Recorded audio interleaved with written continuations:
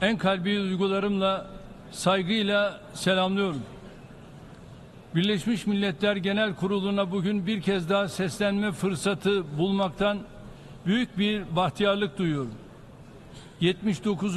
Genel Kurul'un ülkelerimiz ve tüm insanlık için hayırlara vesile olmasını temenni ediyorum. Genel Kurul Başkanlığını tamamlayan Sayın Francis'i tebrik ediyor. Bu görevi devralan Sayın Yang'a başarılar diliyorum.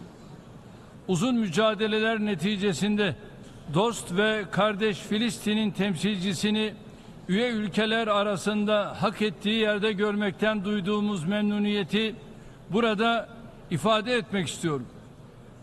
Atılan bu tarihi adımın Filistin'in Birleşmiş Milletler üyeliğine giden yolda artık son dönemeç olmasını temenni ediyorum. Filistin'i tanımayan diğer devletleri de bu çok kritik dönemde tarihin doğru tarafında yer alarak Filistin devletini bir an evvel tanımaya davet ediyorum. Kıymetli delegeler, buradaki dostlarımın çoğunun ekranlarda seyrettiği krizleri biz an be an yaşıyor ve yönetmeye çalışıyoruz. Dolayısıyla bugün sizlere gerilimlerin uzağında değil, tam kalbinde yer alan bir ülkenin lideri olarak sesleniyorum. Birileri rahatsız olsa da birileri şahsımızı yine hedef alarak to maintain international peace and security. With the establishment of the United Nations, expectations for global stability, peace and justice were reborn. And hopes for peace were sprouted again. To put it bluntly, unfortunately, in the last few years, the United Nations has failed to fulfill its founding mission and has gradually become a dysfunctional structure. The world is bigger than five is my motto, it's my credo, and this credo represents our common values, and we need those values more than ever in this day and age. International justice cannot be left in the will of five privileged member states of the Security Council. And the most dramatic example to that is the war, the massacre that has been going on in Gaza for the last 350 days. And since October 7, 41,000 Palestinians have been killed in the continuous Israeli attacks. 41,000 lives, 41,000 people, mostly children and women, were ruthlessly taken away. And no one knows where more than 10,000 people are, most of which are children. And likewise, 100,000 people were injured, maimed, or they lost their limbs. 172 journalists were killed while trying to do their job under very difficult circumstances. And more than 500 medics have been killed while they were trying to save lives. Humanitarian aid workers and the United Nations personnel who came to the rescue of the people of Gaza who were struggling with hunger and thirst were killed. More than 215 United Nations personnel. They hit marketplaces, tents, and camps where the refugees were sheltered. They hit 820 mosques and 3 churches that shouldn't have been touched even in war. And they deliberately hit dozens of hospitals, hundreds of schools, more than 130 ambulances carrying patients. They shredded the Charter of the United Nations from the rostrum of the United Nations and shamelessly challenged the whole world, who are people of conscience. From this very rostrum, they challenged them. My friends, leaked images from Israel's prisons, which it has turned into concentration camps, clearly show what kind of barbarianism we are facing.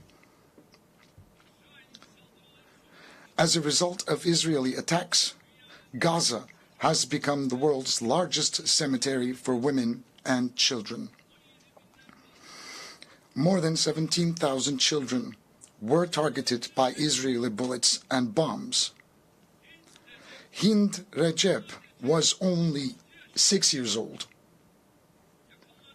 He and his family were seeking safety when their car was hit by Israeli forces. He lost everything. He lost his mother, father, siblings, cousins. He lost all the hopes he had packed, and only he survived. He waited desperately for rescue for 12 days. Will you come to take me? I'm fearful. Was waiting for a helping hand to reach out to him for 12 days. Despite the level of our world has reached, despite the technology at our disposal, despite our organizations with huge budgets employing tens of thousands of personnel, as a human family of 8 billion inhabitants, we haven't yet managed to rescue a 6-year-old girl, which is actually like an injured sparrow trapped under the rubble that was shaking before our eyes. Hundreds of Gazan children died and are still dying because they cannot find a morsel of dry bread, a sip of water, and a bowl of soup. In Gaza, not only children are dying, but also the United Nations system. The values that the West claims to defend are dying. The truth is dying. The hopes of humanity to live in a more just world are dying one by one. I am asking you bluntly here, openly, frankly. I call out to you, oh, human rights organizations. Are those in Gaza and the West Bank not human beings? Do children in Palestine have no rights? Can't they play out on the streets in their homelands safely? And calling out to the international press organizations, aren't the journalists murdered by Israel on live TV your colleagues, whose offices were actually raided as well? I call out to United Nations Security Council. What are you waiting for to prevent the genocide in Gaza, to put a stop to this cruelty, this barbarianism?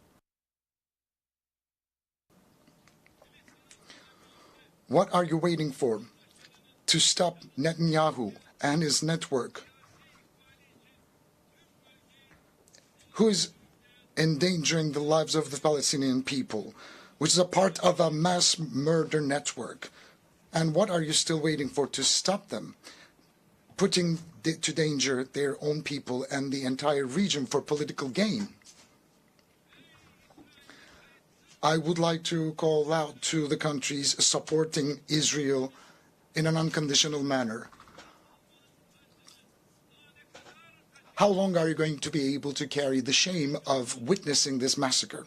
Dear friends, while children are dying in Gaza, in Ramallah, in Lebanon, while babies are dying in incubators, unfortunately, the international community has given a very bad test and failed in a big way. What's happening in Palestine, look, is a sign of a great moral collapse.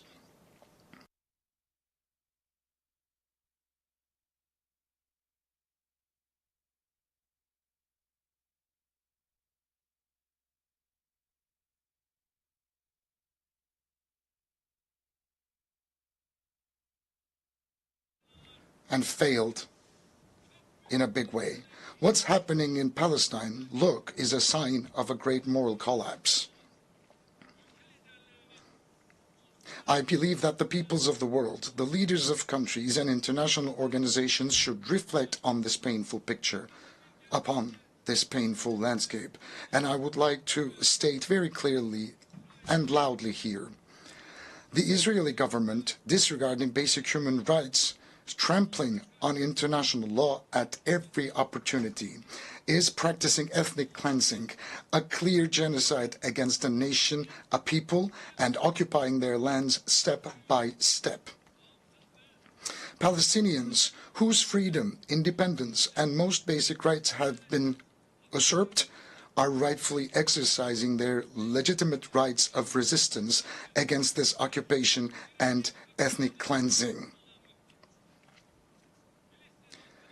The just resistance of the Palestinian people against the occupiers of their land is too noble. It's honorable and legitimate to be called illegitimate.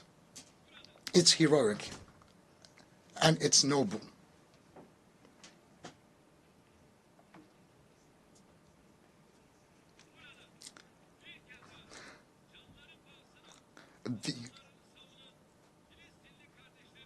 The only reason for Israel's aggression against the Palestinian people is the unconditional support of a group of countries. And I would like to wave at my brothers and sisters at the legitimate resistance in Palestine. As I've said before, the support of a group of countries for Israel is the reason why this aggression is still going on. Countries that have a say over Israel are openly complicit in this massacre, with a policy of run for the hare and catch the hound. Those who are supposedly working for a ceasefire in front of the stage continue to send arms and ammunition to Israel so that it can continue its massacres in the background. This inconsistency and this is insincerity. Look, there's a paper that has been going around back and forth since May. Hamas has repeatedly declared its acceptance of the ceasefire offer. But the Israeli government has made it very clear that this is the party that doesn't want peace by constantly dragging its feet, making a settlement of the dispute much more difficult, almost impossible, constantly finding an excuse and sneakily killing its negotiating partner at a time when it was closest to a ceasefire. Israel's stalling and deception should not be given any more credit. In the absence of the implementation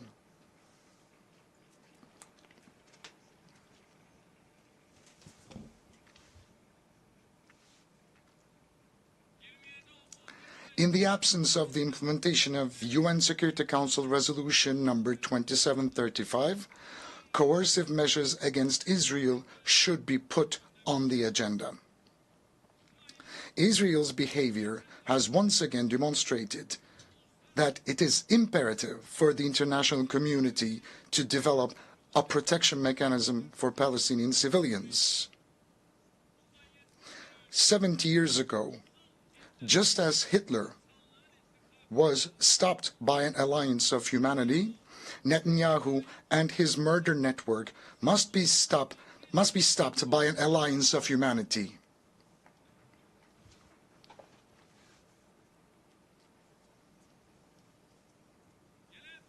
We believe that the General Assembly's authority to recommend the use of force, as in the 1950 Resolution on Unity for Peace, should be considered in this process during this time.